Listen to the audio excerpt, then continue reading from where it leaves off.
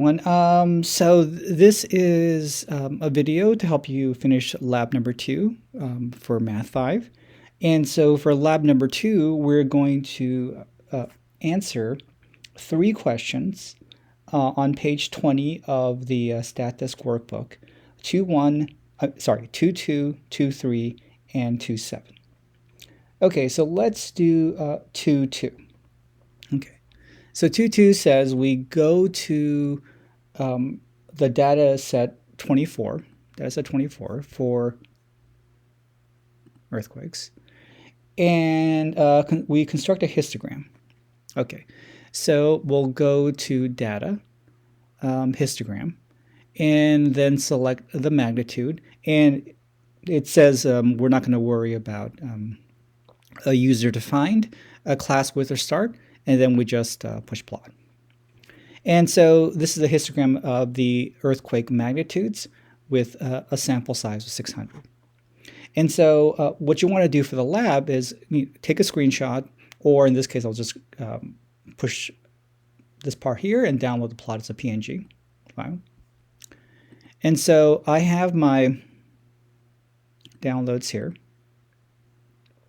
And what I'm going to do is, so I've set up my what I'm going to use to create the PDF for our lab. And so again, we'll follow the same formats here. Here's, sorry, that should be 2.2, and we're going to look at earthquake magnitudes. And so then now what I want to do is, okay, well, I want to go here and then take that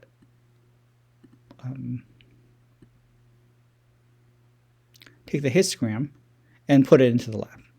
Okay. So let me adjust that. Let me adjust the size here. Okay.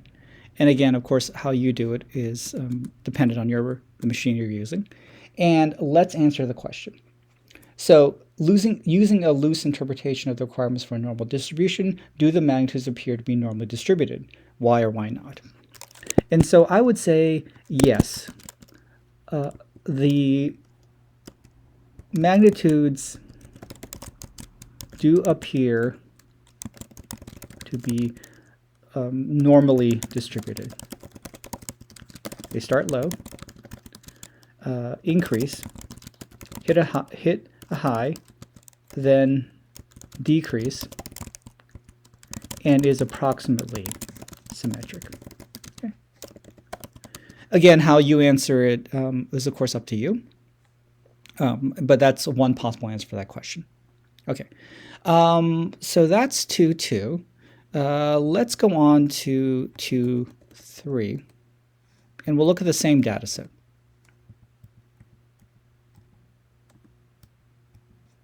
Okay, so let's go here. And so then now it says, okay, we'll use the earthquake depths contained in the same data set, so we don't have to go away from this screen. And we'll look at, instead of the earthquake magnitudes, we'll look at the depths. So in other words, we'll look at this part here. So we change to depth, and then we plot. And so now we get a histogram of the depth. Again, the sample size will be the same, n equals 600. I will download this plot as a PNG, and let's see what we get. Okay.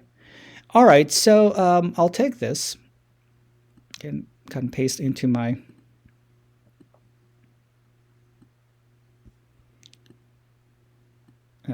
into Pages. I will adjust the size here a little bit. And we have something like this. Let's see. That's, I think, about the same. Okay. And so then now the question asks, was the same exact question. Using a loose interpretation of the requirements for a normal distribution, do the depths appear to be normally distributed? Why or why not? And I would say no. The depths do not appear to be normally distributed.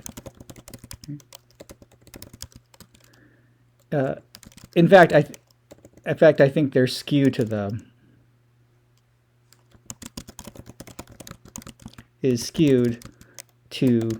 the right.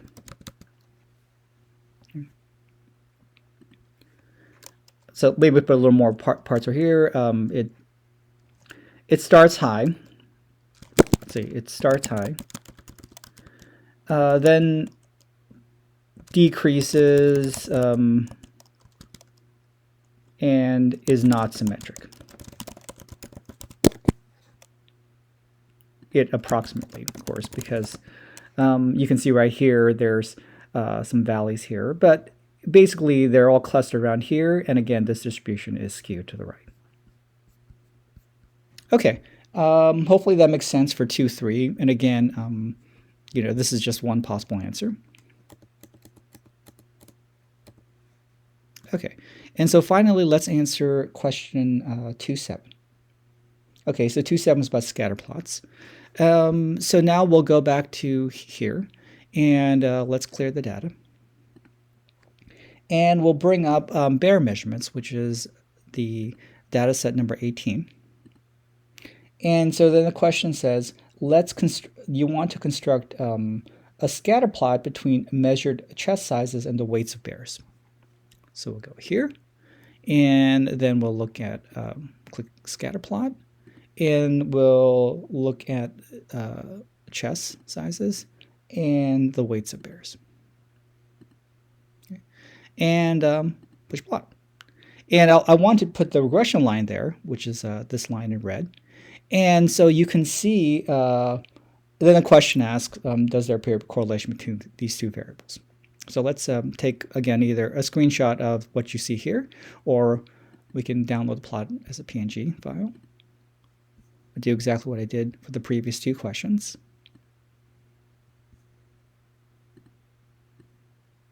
Here. And let's adjust the size a little bit.